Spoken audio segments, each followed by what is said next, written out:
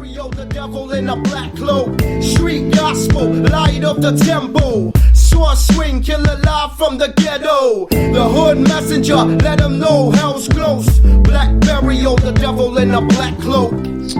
Yo, what is up? This is the Street Gospel Podcast, and I'm your host, Dave One, and this is episode number 18. 18, Cam? 18.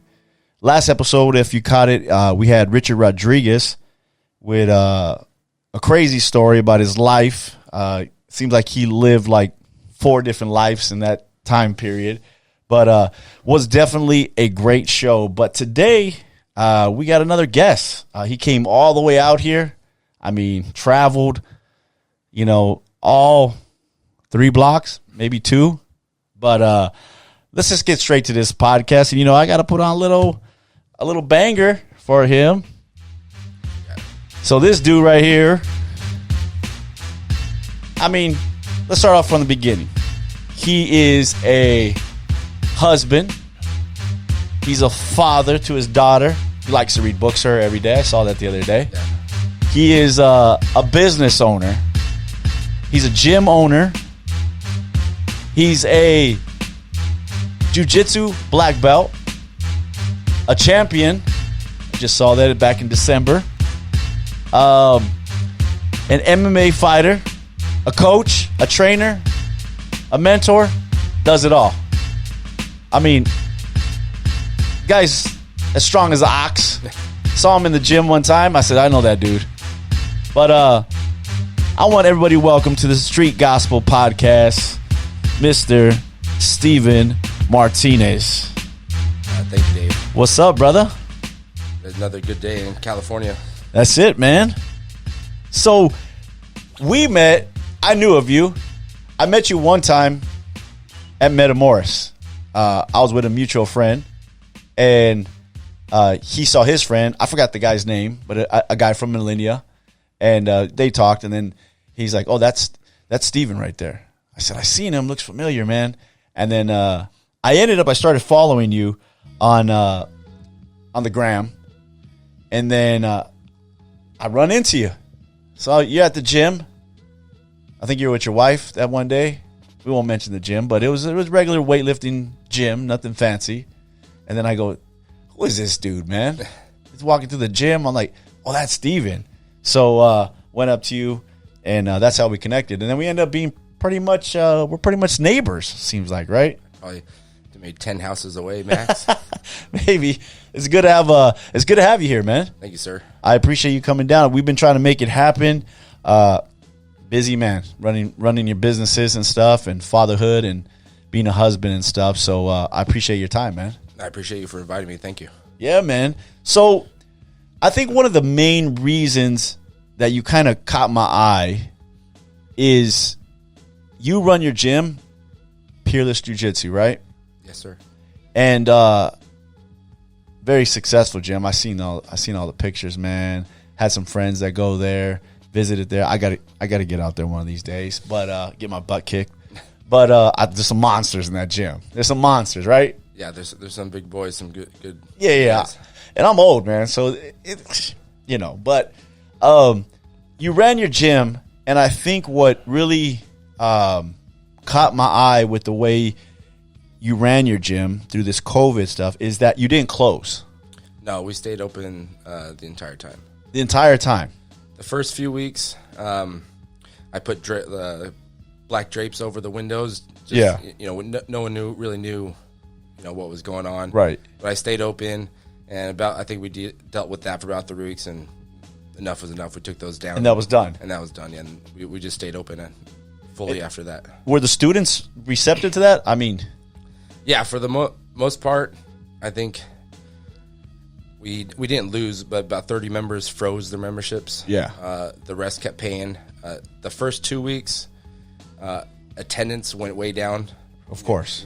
Yeah. But after the 2-3 weeks, everybody started trickling back, and then about a month or 2 into it, started getting new signups again. Right. Everybody coming back. Like I trained that week, then they closed it, and then everybody was kind of freaked out a little bit. But once I think it was May, I think it was like Cinco de Mayo, and I had some mats in the garage, and I called a few guys, and I was like, look, if you want to roll, let's do little Cinco de Mayo roll at the house, because and everybody was, by that time, everybody was just like, yeah, we got to roll. Yeah, I think it was around that time. It was May 1st or 2nd. We had our 3-year anniversary. That's right. And we had a huge open mat, probably over 100 people in that small little space. And we had gals from all over Southern California just trying to get some normalcy. I mean, especially when you're into jiu-jitsu, man, there's just something about it that you just it's like any sport or anything. You have to you just start fiending for it, right? You just need it. Yeah, well, it gives you the. Especially if you're consistently going there, for most people, that's their second family, that's their tribe that they connect to, and to take that away all of a sudden, it's a big dent in their well-being. Right, right. I think that was the biggest thing, was the well-being that everybody forgot. Right. So here we got a disease, and I'm not saying it's not real, or I'm not one of those guys. But nobody really preached about taking care of yourself, like getting healthier, or how can I manage if I get it, or it was just like, hey, stay away from it, run away from it, but you really can't run away from it, right? Yeah, not getting into all the theories and stuff, but yeah, no one preached living a healthier lifestyle, right? Staying, exercising. Staying connected with friends and family, they just wanted you to stay apart, stay separated. It makes it worse. Yeah, I mean, if I felt like a bum not going to the gym, trying to work out here at the house, have a small amount of weights, heavy bag, but it's just it wasn't the same. It wasn't the camaraderie of the gym. There wasn't no challenge, right? The challenge of the gym. There's nothing, you're just kind of just like, trying to manage it. But I remember on your 3-year anniversary, you were very blunt, blatant, and said, I don't care who comes or who knows. Riverside County can know, the city can know, the police can know. We're going to have our anniversary, and we're going to celebrate. So come on down. Yes. Yeah, I was at first. I wasn't very vocal about staying open, just being worried about the business, and knowing personally other business owners that were getting fined and threatened for staying open. So, I was worried about it, but at some point, I decided just to be vocal that I was open. And luckily, Peerless Jiu-Jitsu is in Riverside County, and the sheriff is a very good sheriff, Sheriff Chad Bianco, and he was against all this, so I haven't had any harassment from the health department or the city at all. So I've been lucky in that sense. Which was a gamble, right? I mean, yeah, because I know some gym owners, and I was telling them, look, you got to open. If you don't open, you're 100% guaranteed you're going to lose the business, right? Yeah. If you do open, maybe you'll make it through, and you'll retain those students, and you'll be able to keep your gym. So it was kind of a gamble, right? Yeah, and I think midsummer, I was starting to get phone calls from other business owners, other gym owners, calling me, asking what they should do because they've been closed the whole time. And I told them the same thing. I said, you have 3 choices. You can close up shop. Right. You can continue to stay closed but keep paying your bills somehow. Yeah. Or you can just open up. That's it. That's your 3 choices. And for a guy like you, I mean, 3-year anniversary, I know you've taught jiu-jitsu for a long time. It's your bread and butter, right? Yeah, it's now it's how I make a living, but it's also my passion and how I have chosen to bring value to the people around me and bring value to people's lives through jiu-jitsu. Yeah, I noticed that. I also noticed that you're very against anti-freedoms. You know, I mean, with this podcast, I mean, I'm very, First Amendment.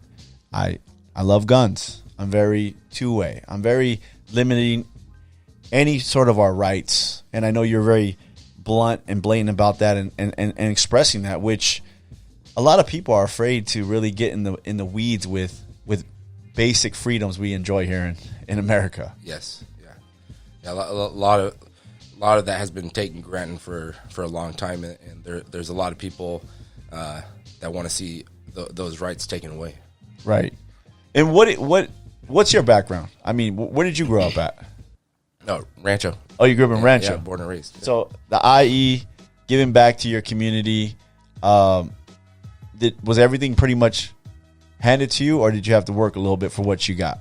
No, I born with into a great family that supported any path that I chose, as long as I put 100% effort into it.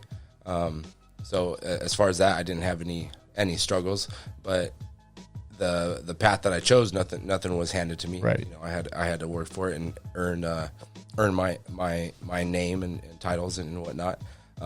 So in that respect, nothing was handed to me. Right. And the reason why I say that, I mean, I was born into a good family. I had a mother and father. They came from the streets, but they cleaned up their life before, you know, when I was like 6, 7 years old. It was done. My dad worked for the gas company. My mom had a business, small catering business, and we never went without. You know, we weren't poor, but we weren't rich. We had enough. But the reason why I ask you those questions and I bring this up is because a lot of people think, and obviously you're Latino with the last name and the stash. But First time I've had a mustache in my life. Really? Yeah. Not bad, bro. No, thank you. But I think a lot of people, it still takes some hard work to get to where you're at. Yes, and a lot of absolutely. people use a lot of crutches to kind of stop them to get to where they're going. I mean, obviously the fight game, it's pretty hard to make it in the fight game or be successful at all. It's literally more than just hard work. It's getting beat up, working hard, getting thrashed all around. I mean, it does take a lot of hard work, but there's a lot of people that use things as a crutch and don't ever overcome that. Yeah, there's a lot we could talk about in that. Lot of nothing's black and white in that. It's a lot of nuances, but I think a lot of people, when they see successful people, there's that iceberg analogy where they don't see the Right. bottom 80-90% of all the failures and struggle to get to that. They just see the success. Right. Yeah. There's always just I see Stephen pull up in his nice Jeep. You know what I mean? But they didn't see Stephen, getting beat up or, taking the gamble of, opening up his gym and trying to keep that open. Yeah. Right? Yeah. I mean, that's one of the things I always tell people, like, you really have to still work hard. There's nothing still given and make sure you're getting it done. Yeah. There's all this talk about equity and whatnot, but what people don't talk about is the equity of effort. No, there's never going to be equity effort. There's always going to be lazy people with excuses who just don't want to take ownership of their problems. That's the biggest thing too. I think ownership of your situation, right? A lot of people, especially in this day and age, kind of go, I was born into this family, or I had this struggle, or I had that. At some point in time, you really got to pick yourself up and say, okay, I'm going to make this happen, right? Yeah. No, I mean, luckily we were born in a country with a lot of opportunity and whatnot. We don't have a choice in that. But everybody's dealt a certain hand, and you just got to put your best effort and make the best of it. How did you become so patriotic, man? I really don't think it happened till this past year. Really? Yeah, I mean, I never put much thought into it. Never paid too much attention to local politics, which I'm ashamed of after all that's been going on this past year. But just over this past 16 months or so, I've become a lot more patriotic, and especially since I started the business. Yeah. Do you think that people just, is it because they lack information. I mean, I'm sure you started like acquiring information and be like, hey man, maybe you thought this way about something, and then you changed your perspective on it and go like, no, that's not the way it should work. You know, I always tell people like, you're probably like Democratic and liberal and anti everything when you're young, right? And then when you start getting to owning a business, paying some taxes, trying to buy a house, a family man, right? And then you start thinking like, whoa, maybe that's not the best route to go. Yeah, when you see 40% of your revenue going to taxes, you start maybe becoming a little more interested in what's going on. I love my kids because when they find out about taxes, you know, they started working. They've been working for a while now, but when they're like, what is all this? And I was like, yeah, we live in California, or I might share about a bonus I get from my company, you know, and it's like, yeah, 40% off the top is gone. Yeah. That's it. And they're like 40%, and they start doing the math sometimes, and it's like, yo, that's a lot of money. Yep. Yeah. I didn't pay attention to that either until I started running the business and doing my payroll just for myself. I don't have any employees on payroll, but yeah, it's a little heartbreaking watching all that just go away. Just go away. Now, you've been real vocal with a guest I had on here, Major Williams. Yes, yeah. You know, he's caught the eye of a lot of people. Pretty sensible stuff that he's talking about. I mean, what attracted you to like that? Yeah, I haven't seen or heard him do anything that isn't just common sense. Right. I guess it's not so common Anymore, right now, right? You know, but just basic logical answers to some of the things that have been going on all over, but specifically in California. Yeah, he was really good. I was glad that he came on. People ask me like, how was he? You know, off camera or off air.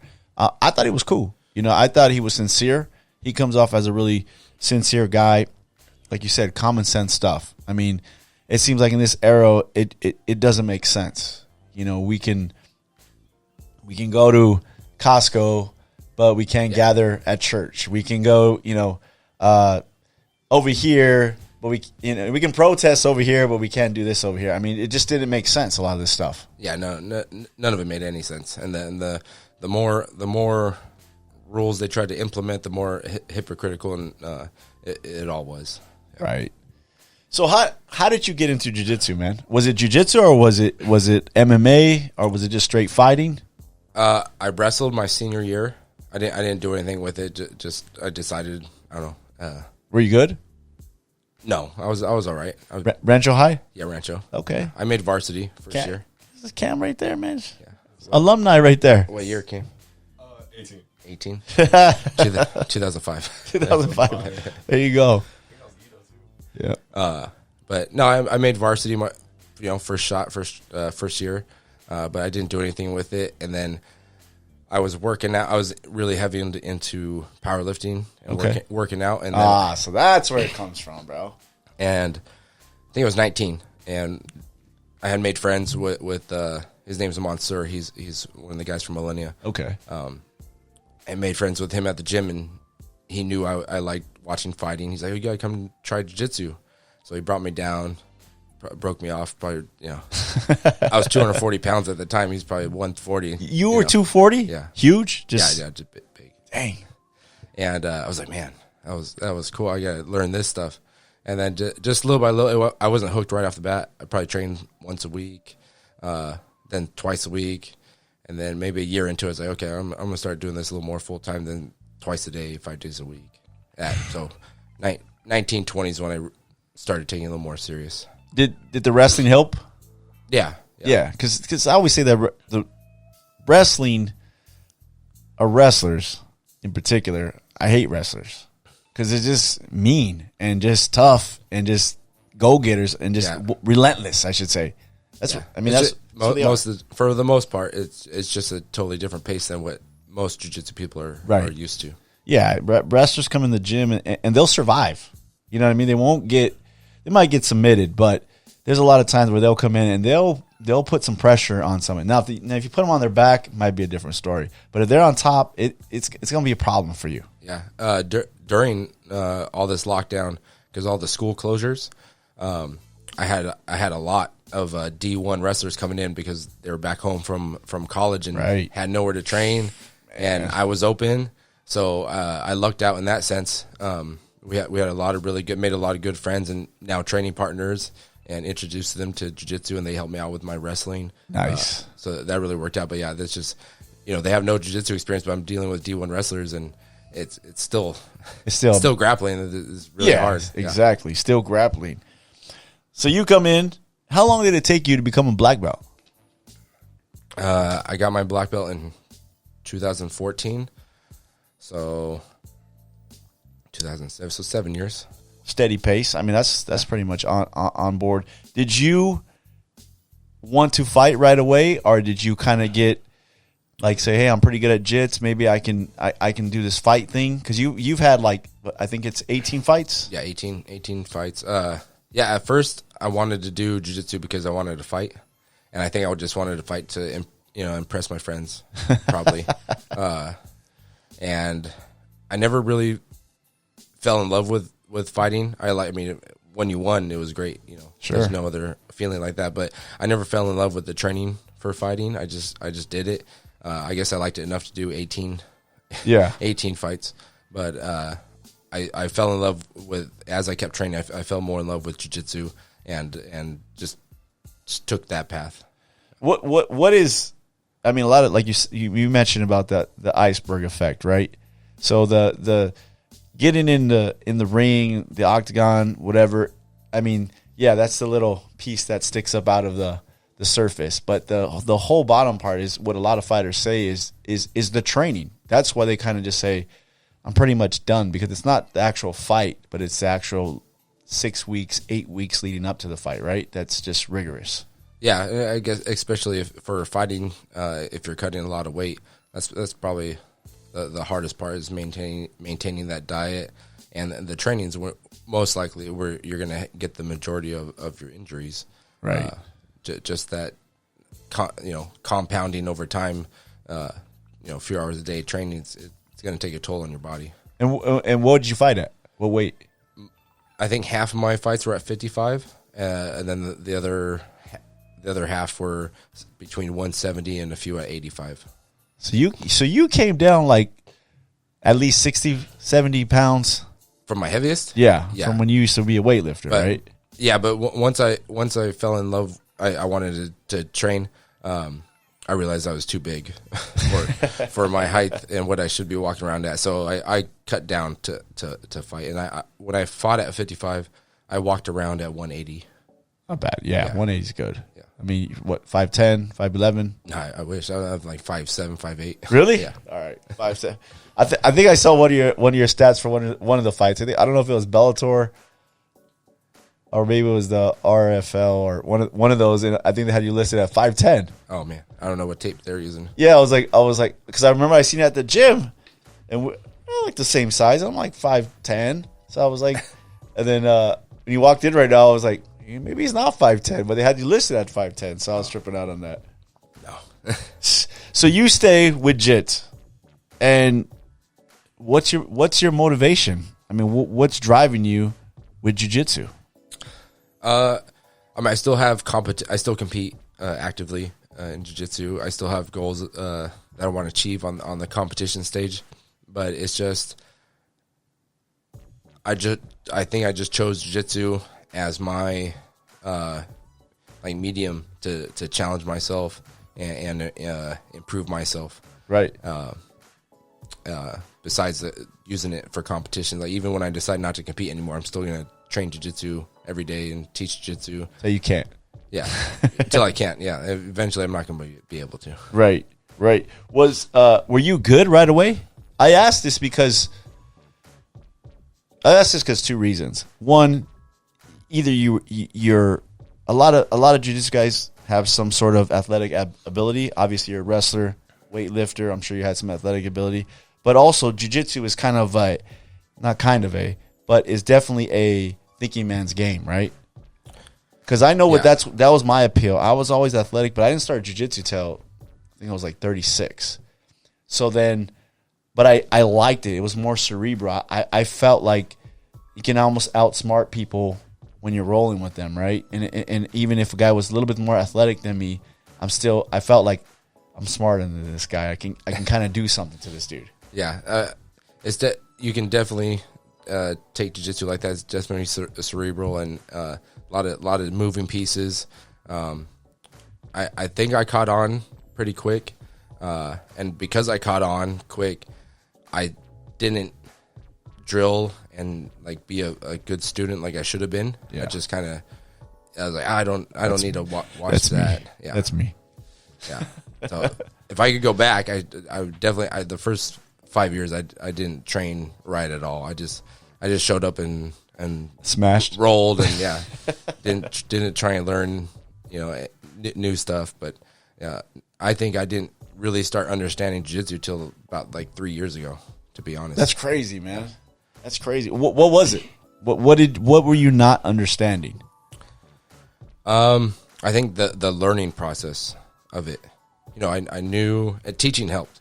I remember when I first started teaching, I was like, I don't know how to.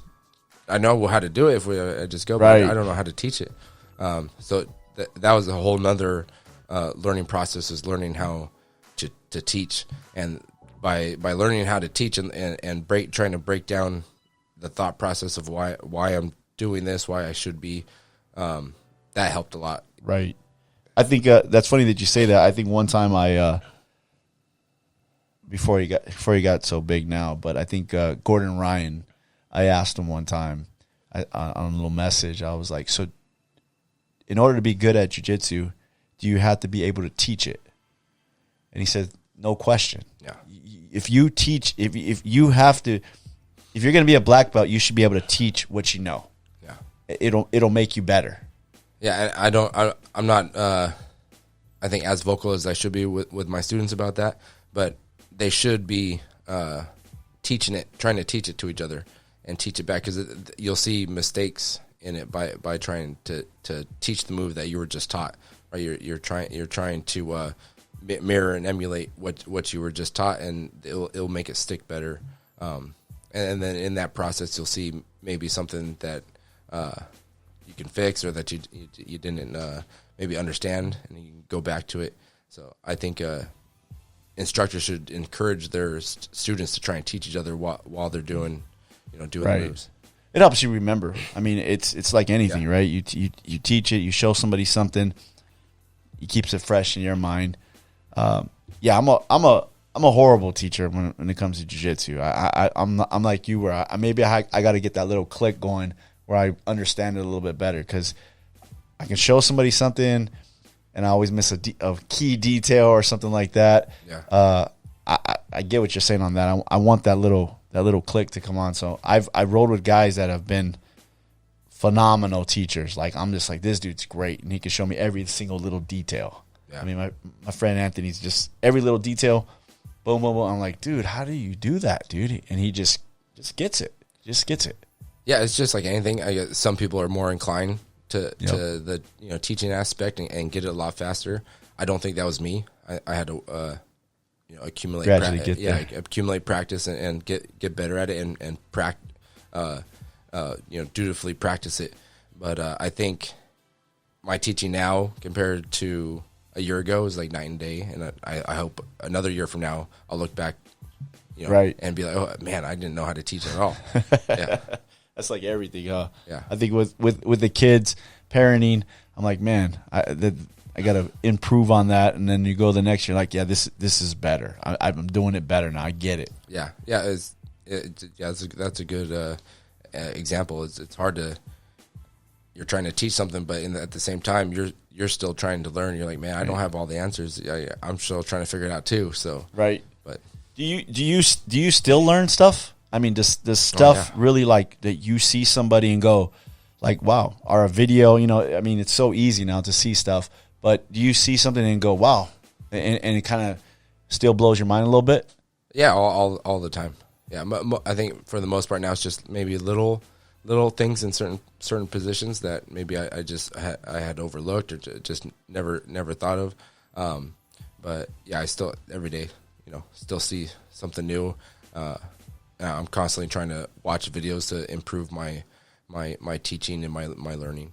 And what's your style? Your jiu-jitsu style is it attack? Is it more defense? I know there's like two different branches of jiu-jitsu where it's more of an attack mode and more of a defensive kind of mode. Are you kind of mixed? I know you come from the checkmat millennia kind of background. No, I'm trying to when I'm sparring, when I'm competing, I'm trying to attack the whole time. You got it, right? Yeah. Past few years, I've really worked on my defenses, like doing those EBI tournaments, because you start in the overtimes, you start in those bad positions. So I really worked on my defenses. I attack a lot. I've been known for my top pressure and my pressure. I don't know. I just did that not consciously. I just think over time I developed a heavy top pressure game. But, like most wrestlers. Yeah. So let me ask you this. So I seen your gym, a ton of kids. Would you recommend parents put their kids in jiu-jitsu? I always tell parents, you need to put your kid in something, some self-defense, even if they don't like it. Force them to, just even if it's a couple years, so they can have some knowledge, some sort of training. When I started getting into jiu-jitsu, I was like, put your kid in jiu-jitsu because it's a good mix of a lot of things, a little bit of judo, a little bit of takedown, a little bit of grappling, all that, and then the ground game. But I mean, is that what you recommend to parents out there? Yeah, put your kid in something. Yeah, anything. Put your kid in something. But the added benefits of putting them in any martial art is learning self-defense. But of course, I'm going to tout jiu-jitsu and say put them in jiu-jitsu. But putting them in sports specifically, it teaches them a lot of failure, how to fail. Kids don't know. I think these days they don't know. Adults too. They don't know how to fail. They don't know how to deal with failure, and then that broods that victim mentality. Yeah. So if you're gonna put your kid into it, make them stick with whatever you're putting them in. Stick with it. Let them fail. Teach them how to fail and how to learn from those and come back from that. And jiu-jitsu, you fail. You can fail 20 times in a round. Yeah. So and you're forced to come back. It's such a humbling sport, right?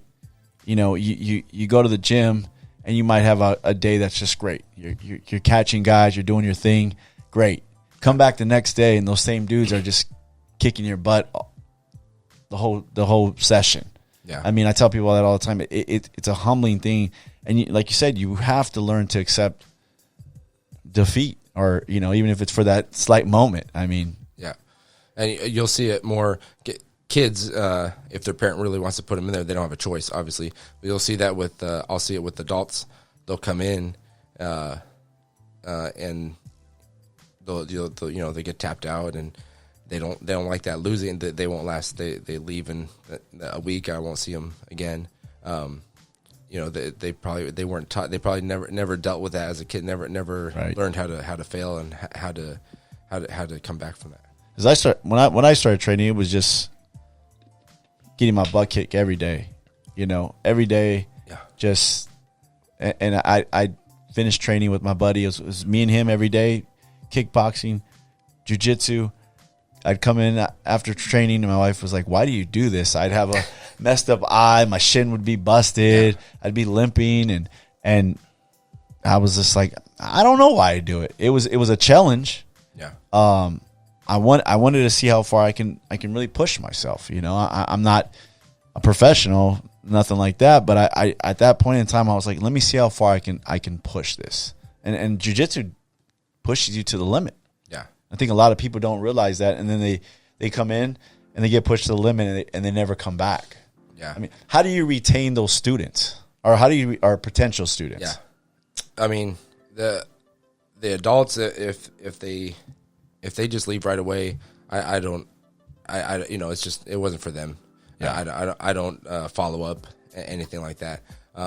Students who they've come for a few weeks, months, and then I don't see them for a while, I'll give them a text or call and see, life happens. I just want to make sure that they're okay. And, I'll text or call them, see how they're doing. And for the most part, it's just life happens. They're busy and they come back. But the kids, to retain them, it's more about pleasing the parents and showing them right. how jiu-jitsu is going to benefits of those kids. And I've seen kids that, especially the ones who are kind of coddled and never it'll be okay. Yeah. Those ones you can tell right away, because as soon as they lose, they're crying, they're upset, they're looking for a way out. But I don't let them leave the mat. Yeah. To go to mommy or daddy, and they're taught that it's okay to make mistakes, and that's right. how we learn, and it's not that big of a deal. And then eventually they learn that losing is part of the process, and they can just come back, and it's really cool to see when they do finally start getting good positions and submitting the other kids, that their frame of mind kind of switches, like, like, hey, I'm learning this, I'm getting better, and it's cool to see those kids that their first few times they're crying every class, now they're crying once a week, now it's once a month, now I haven't seen them cry for a few months, and then they're laughing and smiling the whole time. So it's cool to see that. There's some benefits. I mean, there's a lot of people that don't have homes with fathers, right? And to show them, single mothers maybe, or maybe the dad's just a little maybe passive. Maybe he's a good father, but maybe just a little passive, not his thing. And it's kind of good when you see the kids get brought in, and it kind of hardens them up a little bit. Yeah, kind of teaches them some discipline, teaches them to be tough a little bit. I think that's the biggest benefit for kids that come into the jiu-jitsu gym, is to kind of learn that. Yeah, then it is an individual sport, but it's just I think it's even more so a team sport, because all the people on the mat are your teammates, right? And that's how you're going to get better, by treating each other with the mutual respect and giving your best, and knowing that your training partner is also going to give his best or her best. Right. The iron sharpens iron. Yeah. Pretty much. Now, you're married to a fighter. Yes. Uh-huh. Right? How does that work out here, bro? I mean, you guys both got to be tough. So do you go for the takedown, and then she kind of does the stand up on you, or how do those arguments go, bro? I just give up. Yeah. Happy wife, happy life. Yeah. Just hit me. I just give up. You just surrender all that. Yeah. What is it like to be married to another fighter? I mean, when you're fighting or you're competing, is she telling you what you need to do leading up to the fight, or are yelling at you from the stands and saying, "Hey, what are you doing? Put your hands up." I remember when I was fighting. Most of my fights were when she was pregnant, and then the other half were when Elise was very young. But she's really, her voice, I could hear her voice no matter where she was in the stands. I could just hear her voice. But no, she was just very, very supportive. Right. Did you see any of her fights? Yeah. How was that? Not in person. Oh, okay. When I met her, she was retired. Because she's a fighting. Kickboxer, right? Yeah, she was Muay Thai. Muay Thai. Okay. So I was wondering about that, man. I was like, I wonder what he does. I wonder if she's trying to give him pointers when he's in the ring. No, what happens? We can't coach each other. Oh, really? No. Too much? Yeah. Yeah. It's just you're two competitors trying to help each other, right? Yeah. Sometimes when you're both at the top of your game, you don't make good coaches for each other. No. Yeah, we learned that early on. So, but we got better. But when I was competing, she knew that she couldn't coach me, and I couldn't coach. So what about after the fight? I mean, anytime I come home from the gym, my wife, how'd it go? Did you get your ass handed to you? That's what she tells me all the time. Did you get your ass handed to you today? And sometimes yeah, sometimes no. Well, I did pretty good. Did she say, well, or you said, how did I do today? And then she goes, well, I mean, that's got to be a little tricky sometimes. No, she was never like that. After the fights, it was mostly just making sure I was okay. Yeah. Not hurt or anything like that. She never said, oh, you should have done this or anything like that. No. Now you kind of slip under the radar a little bit in your jiu-jitsu game. You won the PAN this last December, right? Was it November? I think early November. We went to Georgia for Nogi Pans. Yeah, right. So I saw the PANs and you won. Yeah, I saw the guy that came in second. Man, that dude was huge. Won my weight division and the absolute. Crazy. I mean, I think the picture you posted was absolute, right? Yeah. Yeah, I saw the guy. I mean, he was standing on the podium on the lower step, and he was like still the same taller height. than me. Yeah, he's a little taller than you. It's not that much to brag about. Yeah. But I mean, to win the PANs, I mean, it's a great accomplishment. No gi. How did that feel, man? I felt great. I didn't, going into it, I didn't expect less from myself. But it felt good. Another accomplishment that I wanted to do. So Pan Am's is coming up again. They just announced it in May, so I'm gonna try and go do it again. That's nice. Yeah, that's nice. And then I've seen you a couple events, but I mean, what I said about coming underneath the radar is like there's all these big names out there in jiu-jitsu right now, but if you really Google Stephen Martinez, I mean, you've pretty much went up against a lot of great guys. I saw a match recently with you and Keenan. I saw the Gary Tonin match. Saw you at Metamoris. You built a good name for yourself. Yeah, I think I had a lot of missed opportunities that I didn't. I ended up losing those matches. So winning those matches and potentially those tournaments would have, brought my name up. So I had a lot of missed opportunities, but I've gone against almost, especially Nogi, almost all the big names.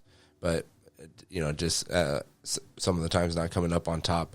And then I just don't push myself out there on social media, or I'm not a loud character. You're not the Gordon Ryan of jiu-jitsu, or I know you're friends with Orlando. Yeah. So Orlando, they put themselves out there. So everybody has their own style. Yeah. Everybody has their own style. But that's what I'm saying. You kind of came underneath the radar, and if anybody looks at your track record, you've pretty much went up against everybody.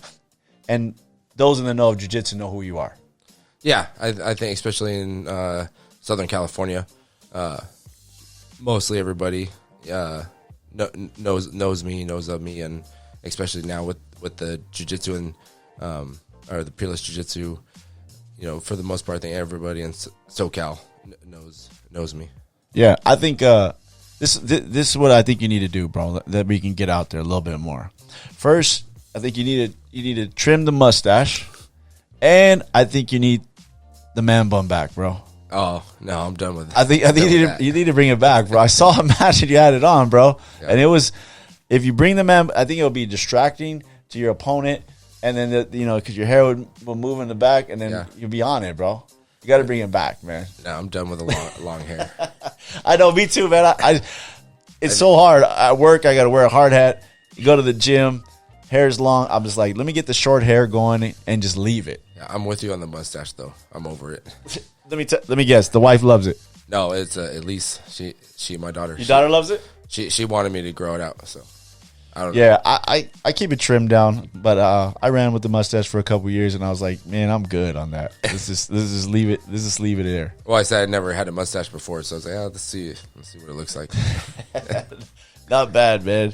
One thing I wanted to talk to you about is your other business. So you're in the CBD game, right? 2019 started a little CBD business called Relief Now Organics. Mainly just there was a product I was using, so I was like, well, why not try and just make it myself, and at least I'll use the product I'm making and sell it to my students, and then just made it a little, tried to make it a little bigger and a little more professional products, and just kept going with it. And it's pretty successful now, right? It's going pretty good. Yeah, it's all right. Yeah. The COVID didn't help because at the time, right before it, I was doing events, I was doing a lot of running events, bringing the pop up and trying to get the name out there. Right. And then COVID debacle happened, and it crashed everything out. Yeah. So no real way other than social media to try and push the product, and then I started focusing more on just the Peerless, the gym. So, but I still have the business and still do a few sales a day on the gym and the internet. Nice. Because my thing was this with the CBD, it was kind of funny because, I'm a Christian. So at first I was kind of like, yeah, man, I don't know. I feel kind of weird about it. And then people would tell me, well, it doesn't have no THC, man. It doesn't get you high, but it helps. And the funny thing is, if you're from like a Mexican family, right? I mean, they've been doing kind of like the CBD thing forever. My wife tells me, you have your grandparents, my wife's grandparents, you get the rubbing alcohol, you stick a marijuana plant in there, and then you rub that on wherever, right? So, I mean, it's nothing new. It's not nothing new. But I was kind of like, you know what? And I was using, you use all the regular stuff and everything, and you try different things, and the more you're active or into sports or whatever, you kind of you're trying different things, and sometimes stuff doesn't work anymore. I remember I tried arnica for a long time, and it was cool. It was working for a little bit, and then didn't work no more. And I was just like, I need something, because knees are hurting, elbows are hurting, especially in jiu-jitsu. I need something. So I finally gave in, got some CBD. And then what was funny is that, I would always get people that would ask me, and it, like church people, dude, right? So they would be like, do you use anything? And I'd be kind of like, there's arnica and there's other stuff out there, yeah. And then I would get like people at church, like leaders, like, hey, I tried CBD and it worked good. I used the spray or the topical, and I'll be like, yeah, it works good. I use it too. So it kind of was that little taboo thing kind of got removed. It was more me than anything, but I think it's more widely accepted now. Yeah. 2018, 2019 is when CBD really started coming up. And then there was that taboo, will it get you high and whatnot? But now that you see there's CBD and everything. Yeah. I mean, it's out there. It's definitely, a product that it works. I mean, I always feel like it works, that's one of the things that I like to use on my body. So going back, I wanted to talk to you a little bit more about the gym. If you give anybody advice, and if this COVID thing lasts anytime longer, what would be advice to gyms out there, or even business owners that I mean, so it's kind of sad if you drive down the neighborhood and you see a business closed up. Yeah, it's really sad. That Mexican restaurant right around the corner is, was it Fonda Donchon? They're closed down, and they were booming all the time. That place was packed. Yep, and they probably maybe opened up in the past 2 or 3 years, so they weren't along very. I'm sure they put a lot of money and effort, and who knows, maybe their life savings into that, and the government took, because they followed the rules, took it away. So what I went back to, what I said earlier, if you're still in an area that is imposing these lockdowns and these rules,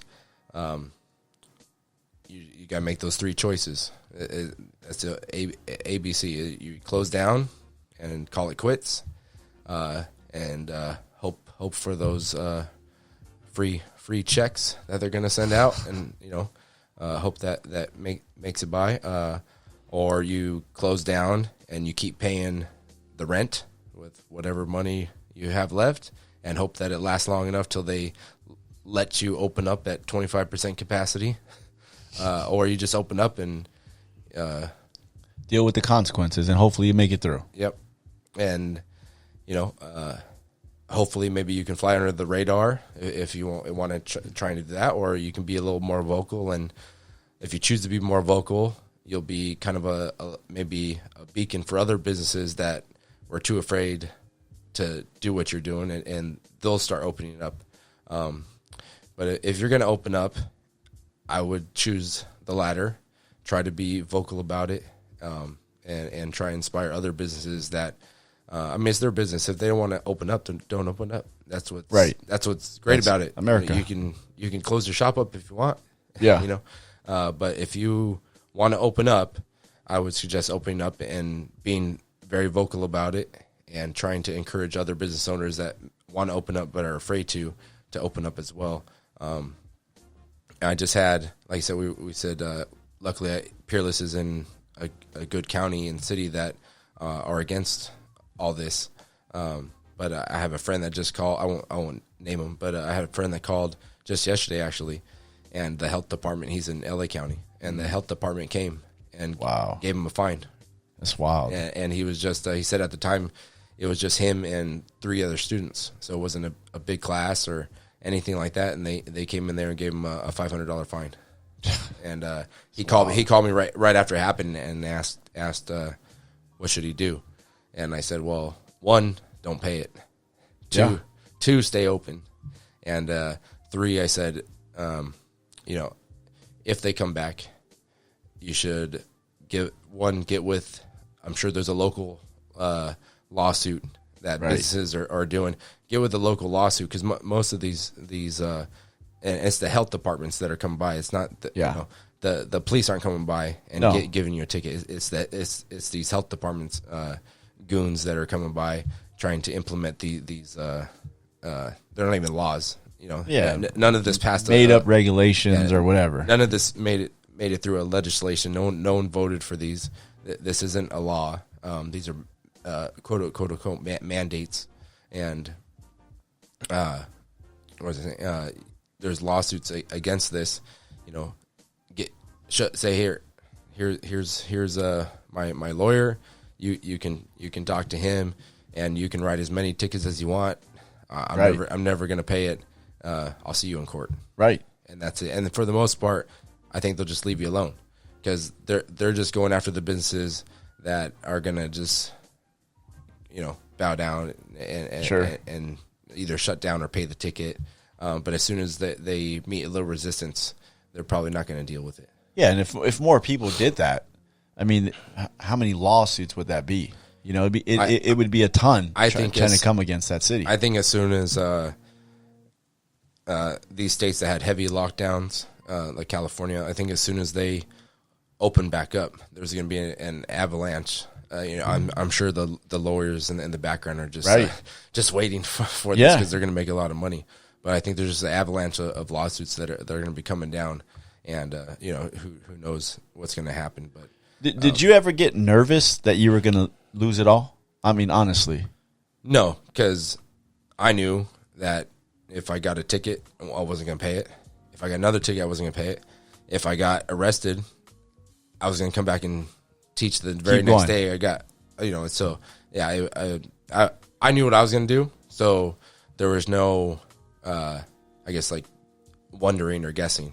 Did you always have that makeup, or was it instilled in you through your family, or because it seemed like you knew exactly what you were going to do, and a lot of people were just like, I don't know what to do, and back and forth. Sometimes they open for a little bit, closed, open, closed, and then I think I always had a little thing against authority, especially when they're trying to tell you not to do something that is there's nothing wrong with it. But it's just when people are trying to tell you that you can't try and make we're not going to let you stay open, and you can't make a living because it's not what we deem is essential. That was that new word that came out. That really pissed me off. Yeah. What's essential to you, what's essential to me might be different. My thing was church. You know what I mean? Your thing's your business. Somebody else's thing might be just going to the mall. You know, what's essential? Our like work with us, you know, we're considered essential because we're construction workers. And then I go into a construction job site and there's 15 dudes working within 10 feet of each other. That's cool because we're considered essential. Health-wise, I can say, I mean, if it was so deadly, could should we be this close? This is okay. And it didn't make sense. It doesn't make sense. It's very hard to explain, what's right, what's wrong. And I just tell people it doesn't make sense. So there's no point in trying to explain it. Yeah. Yeah. I mean, I'm not going to go into the facts or theories about the virus itself, but the political side of it, you can see where these people want to take it. Yeah. You give them a little bit of control, and nothing's ever going to be enough for them. You give them an inch, and now they're going to want a mile, and so you just have to stand up, and not let these people bully you. And life itself's a risk, right? I mean, everything in life, nothing's guaranteed. Life's a risk. Jiu-Jitsu is a risk. Starting your own business is a risk. Fighting is definitely a risk. Doing anything, I mean, walking out, outside is a risk.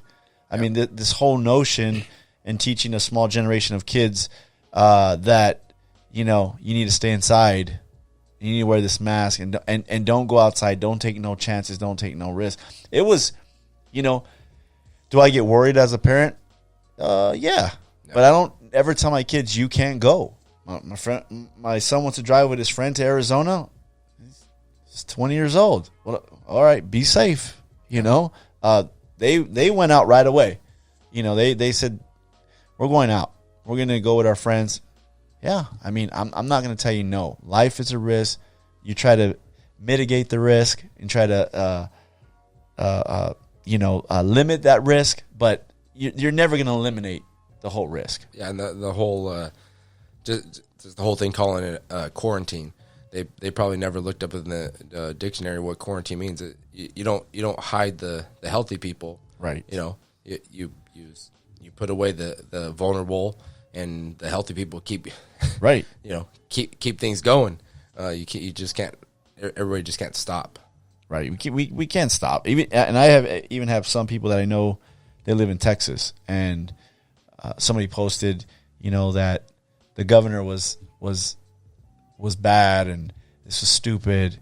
We should mask up Texas and da da da da. And at some point in time, you're like, what? Like, we're gonna keep doing this? And I didn't want to reply to their post, but I posted a mine thing, and I said, this is America. If you want to stay inside for the rest of your life and you can do that, do it. Yeah. If you want to wear 3 masks inside the house, that's what I was going to say. Do it. If you want to order food and everything online and have it delivered straight to your doorstep, do it. But it shouldn't limit the other. It's got to be super high, right? I mean, it's got to be like in the 80% that want to just get on with life.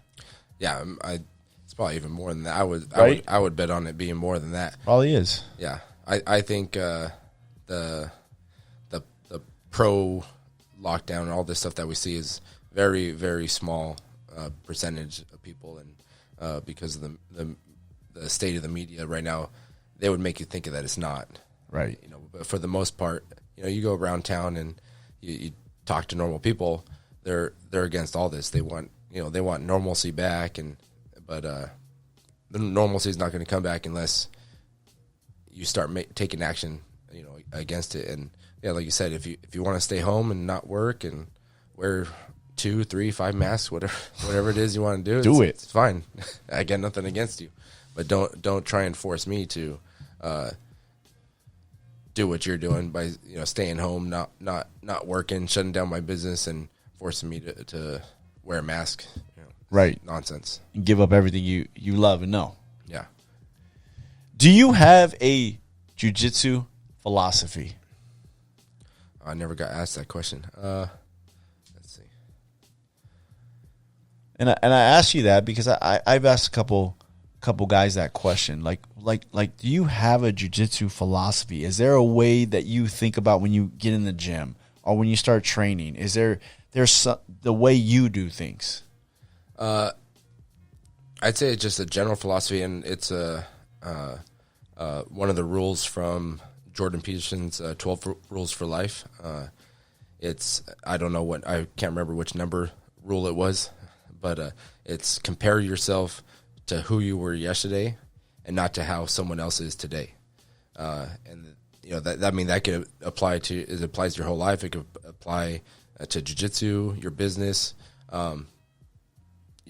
Compare yourself to how you are improving from the person who you were yesterday, the day before that.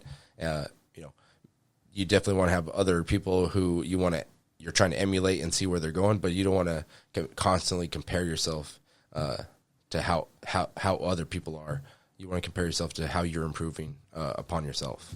That's so good, because I had a guest, Max242 artist, a couple of episodes ago, and that's the exact thing he said, and in a different way, but still the same definition for it. He said, compete against yourself every day. Every day you're competing against yourself. I don't know who said that quote, but your greatest opponent is yourself. Right. It's the same thing. Because, if you're better than you were yesterday or worked harder than you did yesterday, it's definitely going to be a plus for you. Because that's what it boils down to, just being better every day at what you're doing. Yeah. At the end of the day, at the end of your life, it just mattered how you improved upon yourself. I think that while you're here, that's your goal, is just to try and improve upon yourself, and try and bring, at the same time, also to bring value to other people's life around you. Do you have some goals? What are your goals from here on out? Maybe you have some secretive goals that you don't want nobody to know because you're just working on the side. So I have family goals. I have business goals. I have jiu-jitsu goals. So you have goals for every aspect of your life. Jiu-jitsu goals, I still want to go to make it to ADCC. My goal is to place at ADCC. They have the trials coming up end of this year, as long as it doesn't get canceled again.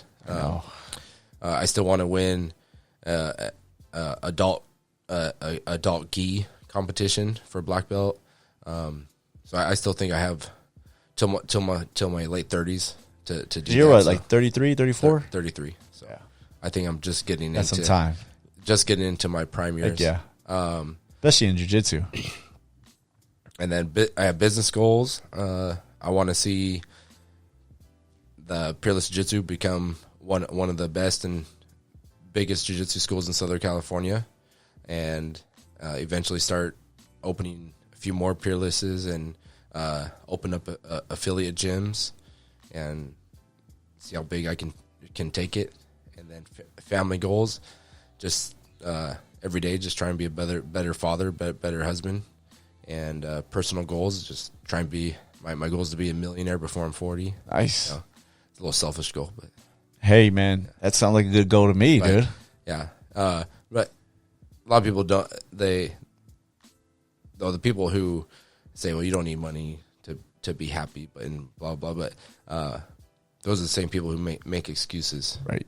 And in the world we live in, money's fuel, and the more fuel you have, the more value you can start bringing to other people's lives. Like if I don't make Peerless successful and start making more money, I can't open up other Peerless gyms, which means I'm not going to be able to bring value to those potential people that are going to come to the gym. So yeah, I want to be a millionaire before I'm 40 and use that money to open up more schools and bring value to people's lives through jiu-jitsu. Isn't that crazy? 'Cause that's the way America works, right? In a nutshell, a guy takes a risk. Yep. He opens up a gym. The gym starts becoming successful, and then we all benefit. Yeah, he's paying rent for this particular building, so he's helping somebody over here with their business. He's providing a service for kids, students to come in and learn a valuable art. teaching kids some self-esteem. Then he grows that gym and opens another gym, provides some more jobs, and then you just keep branching out. Yeah. I think we really need to try and teach. And I see the tide turning. I see the younger people being more enthusiastic about entrepreneurship and wanting to learn. You know, it's a skill. It doesn't matter what path you want to take and what your passion is, but entrepreneurship's a skill, and it's a way to bring value to other people's lives. And we need to really bring back like putting that out there. A lot of people look down on businessmen, businesswomen, successful people. We need to what's the word I'm looking for? We really need to showcase those people, because those are the people. Yes, they're successful and they're making themselves a lot of money, but through that, we're all benefiting. Yeah, I tell people all the time. I'm in construction. We have owners, and sometimes we get a construction guy that might say, "Oh, the owners get all the money." Yeah, and I said the owners are providing. Like, they took the risk. Yep. They took the risk. They put in that money. They started this company. They deserve the rewards that come with that. Yep. Because of that, we all make a pretty good living. This young guy, I was telling him, you got a skill that you learned here at this company. If they didn't start this business, maybe you would have learned it somewhere else. Who knows? But because they started it and they gambled, and I'm sure over the 20, 30 years that they've been in business, they had some risky times and some low times. Yep. But because they took the risk, they deserve the reward. I have no problem with that. People have a problem with that, with seeing somebody being successful. Like, we go back to the iceberg thing, Yep. right? They don't see all the risk and everything they put in, the effort they put into that. Yeah, and that's what needs to be idolized, and show that whole process, and teach kids. The path to entrepreneurship is a path of failure. Sure is, man. You might see that end goal, and he's driving that nice car, and nice house, and that's all you see, but you don't see that path of tears and failure that paved the way for that. You just see the benefits, right, for the most part. So we need to really showcase those people and idolize those people, and thank them for bringing value to our lives, and not be haters and jealous, and because you don't have that. That's one thing. I mean, that's one thing I like about being in construction. Where construction gives guys second chances. We don't always have the most stand-up citizens that come to construction, but there's a lot of guys that have come from prison, come from jail, and they get this job and they turn their life around. Yeah. And what a great thing to be able to say, look, man, there's a place for you at the table, no matter what you did before, failures, whatever. Here you go. Here's a gig. Keep going. Keep pushing. I mean, I think that's the story of kind of jiu-jitsu. Yep. Different backgrounds, different walks of life. You come into the gym, we're all on the same team trying to build something. Yeah, there's a lot of life analogies in jiu-jitsu. I tell people all the time, it changed my life, really, because there's just so many things in jiu-jitsu. The good days, the bad days, the days that you don't want to come back. Yeah, the injuries. I tell, a lot of injuries. I tell the students, if you can't afford paying, I have a set price. And I tell them, if you can't afford that, I'll work with you. And if at any time you fall upon hard times, keep coming. I'll let you train for free. If you like it that much, you'll give it back to me somehow. I'll get it back somehow. You'll refer me. You'll refer 2-3 people. I'll get it back. I'm not worried about it. But the opportunities that person's going to miss out on from not training, not just the jiu-jitsu, like the physical benefits and whatnot, but it's a tribe. And in that tribe, you're probably only 1, 2, 3 people away from a problem that you might need solved. You know, say you need a loan on a house. Well, there's probably 10 people there who could help you out with that. You need a job, you know, and you have a certain skill set. There's probably someone who is there that's going to hire you. You know, we have over 150 students from all walks of life, you know, dozens of different professions. Most of them are their own business owners who are probably looking to hire people. So by missing out on that, they're not just missing out on the physical benefits as long as they don't get injured of jiu-jitsu, but all those missed social benefits that you know, we're talking about that value, bringing value. That's how you bring that value, bringing all those people together. And like I said, that's why. So if someone falls upon hard times, one of the students, just keep coming, because you don't know what you're gonna, who you might meet, or who you might have missed out opportunity, whether it be work or school or whatever your passion was. You know, through that. It's good to hear that from a gym owner, a jiu-jitsu school owner, because there's a lot of jiu-jitsu schools that are just all about the money. I mean, I know it's a business. It's got to come down to some money. Everybody can't train here for free, of course, but you do get a lot of gyms that might try to stretch somebody out. You know, I don't want to promote this guy too fast, even though he's good, because I want him, you know, to keep paying for another year or whatever it may be. But to kind of hear that from an owner of a school is kind of like refreshing, because you hear all these bad stories of, you know, just, you know, where a kid, even like a kid, goes in and trains and he never really gets no interaction with the instructor. Yeah.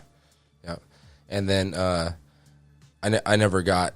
I knew when I opened up Peerless that I would never do a contract. You're not buying a house. You're not buying a car. I never got gym contracts. I hated signing them when you go to 24-hour or wherever you guys sign a contract. I know what product I'm pushing out. I believe in it, so I'm not worried about. You know, if you don't like it here, it's fine. You know, maybe you just don't like jiu-jitsu. Not everybody's gonna like me or the way I teach. You know, I don't take it personal. I even have it on my website. I have a list of all the local other jiu-jitsu schools, and I specifically say right on there, if you like jiu-jitsu, but you just didn't like it here at Peerless, here's all the other local jiu-jitsu schools. Please continue. That's crazy. Please continue your jiu-jitsu journey. Don't let one,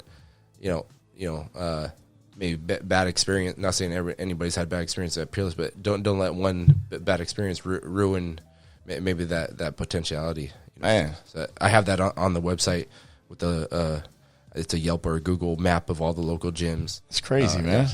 Yeah. I don't think I've ever heard that before. Yeah, from anybody. Well, I'm confident in. That's what I was going to say. Yeah. You must be confident in the product that you have. And even I use Marcelo Garcia and Renzo Gracie's as a perfect example, because I believe they're only a block apart. Yeah, they're pretty close. I've been to both. In New York. Yeah. So, I mean, a lot more population density there, but they're a block apart. And you can't argue which school is better, you know. Yeah. Subjectively, they're probably just objectively they're probably just as good. It just comes down to who you preference. Yeah, it's There reminds me of this. There's a spot in Riverside, right? It's called Johnny's Burgers. It's right off the 91. Bomb, but it's a hood spot. Ghetto burgers, right? I don't think you eat burgers, but maybe just the patty. I do. But so Johnny's Burgers, if you go to Johnny's Burgers, and we used to go there a lot, you sit in Johnny's Burgers and you look out the window, and across the street there's In-N-Out. I mean, literally across the street. Then you look the other way, and literally there's a McDonald's. And then behind the McDonald's, there's a Farmer Boys. But Johnny's Burger's still open. Yeah. And the line's still just as long.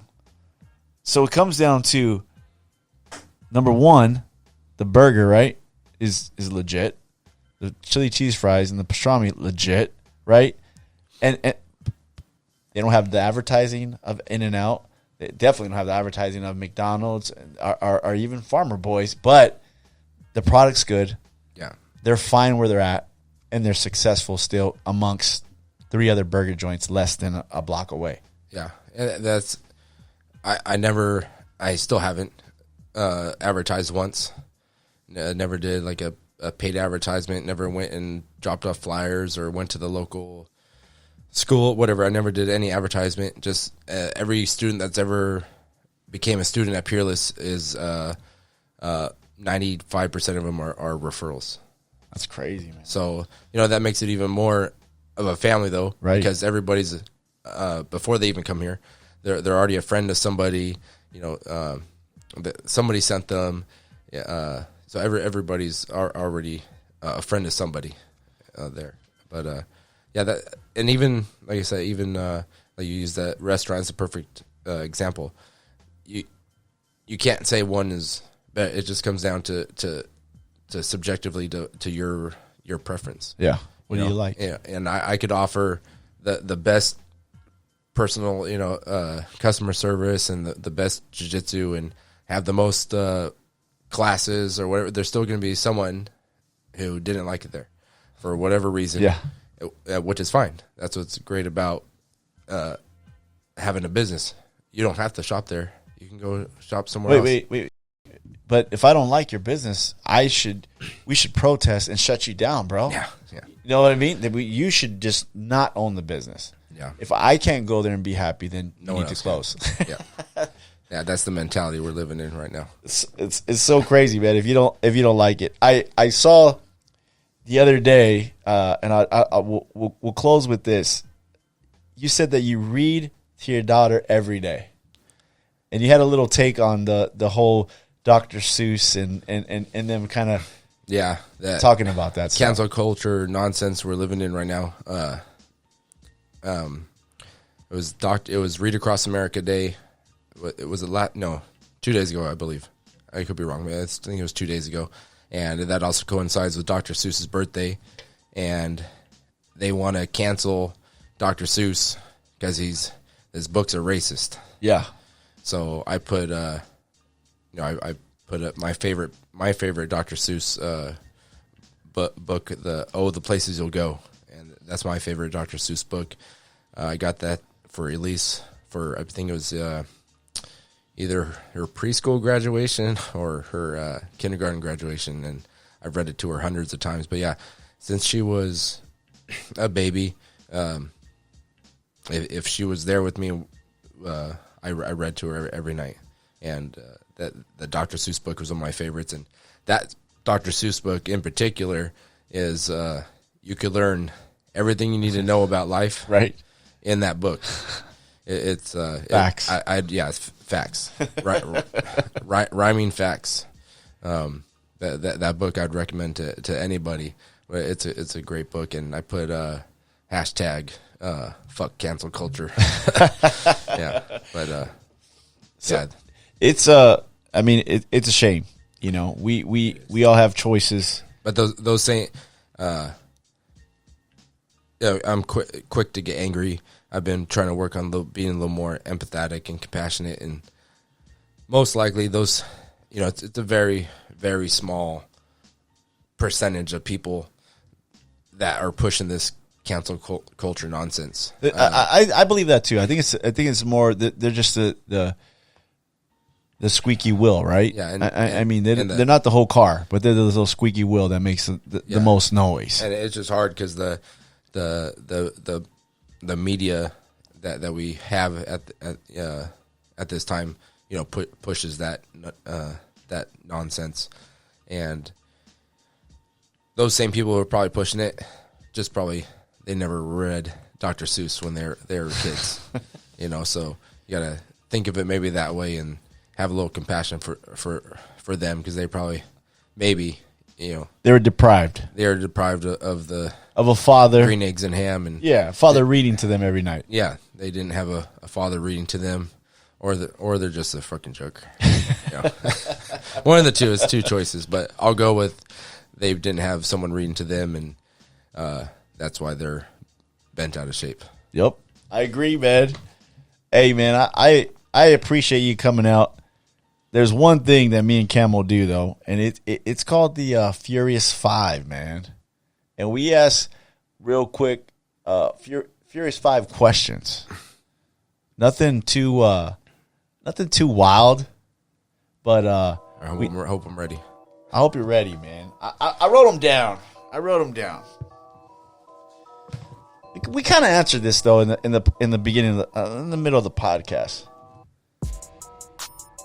Who has better stand up in your house, you or your wife? Oh, my wife.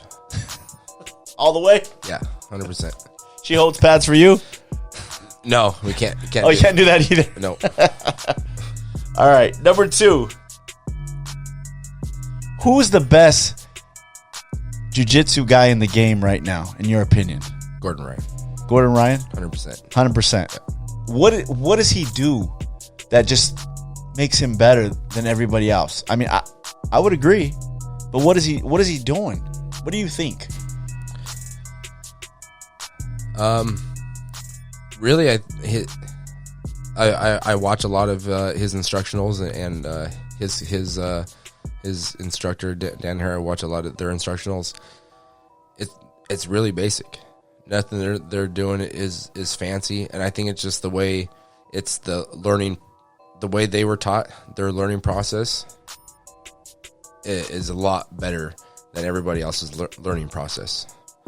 I think every great athlete has great fundamentals. Yeah, everything is fundamental, right? Fundamental, just fundamental. Great at your fundamentals. Yep. I mean, you kind of said that earlier. You were just smashing dudes, Yeah. and then finally, when you realize like this is not the way to do it, I got to learn these fundamentals to get super tight on things. Yeah, that makes all the sense right there to me. Number 3, one person in the whole entire world that you'd love to face in a match. No time limit, submission only. Gordon Ryan. Gordon Ryan? Yeah. Hey. Trying to have a rematch. Did you face him early on or what? Yeah. 2017, I think. We were in a no time limit, submission only tournament, and we ended up going in the finals, and he ended up submitting me. I think our match was about 30 minutes long. I got to go back and watch that one, man. It was that one. The clothing company Nuwaza. Okay. They put it on. It was a Nuwaza challenge. It's on YouTube. I'm gonna watch that one. Yeah. Do you feel that? Do you look back on that or feel like, man, just that little thing right there, I could have done this, I could have done that. I mean, you can do that on anything, everything. But I go back and I look at old competition videos and I just think to myself, I don't think about the other person. I think, man, I didn't know. Right. I didn't know jiu-jitsu at all. Yeah. I think of that. I think I would dominate myself a year ago or 6. So the me versus me again. Yeah. Yeah. It's not about what the other person was. I mean, I look at that too. For trying to learn. Yeah. But it's more like what could I learn from my mistakes and whatnot. But yeah, I look back and like, man, I sucked in that video. I didn't want to watch it. I didn't know jiu-jitsu at all. Dang, I gotta watch that. I'm gonna try to make that rematch happen. All right, we'll sponsor it. Street Gospel will sponsor it. Put it out there. We'll give a cash prize to the winner. I'm not gonna say it's a lot, but I'll do it. I'll do it for free. That's what I like to hear. We're gonna have to call Flow Grappling. Get that on the books here. All right. Number 4, your biggest influence ever in your life, past, present, to this day. It's a tough one.